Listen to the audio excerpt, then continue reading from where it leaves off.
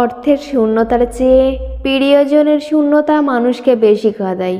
ভুলতে না পারাই কঠিন রোগ, কখনো কারো না হোক।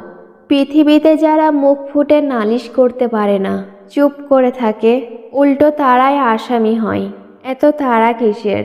সব ভালো তো একটু দেরি করে আসে। খারাপ সময়টা ধৈর্যের সাথে কাটিয়ে নাও।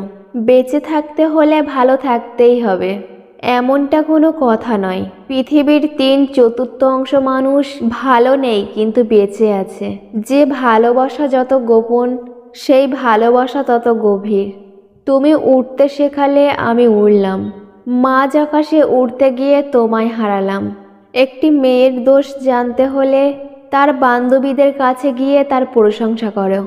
মেয়েরা পৃথিবীর এমন এক প্রাণী যাদেরকে একটা ফুল দিয়ে বাঁচিয়ে রাখা যায়, আবার অপরদিকে সামান্য একটা কথা দিয়েই তাদেরকে মেরে ফেলা যায়।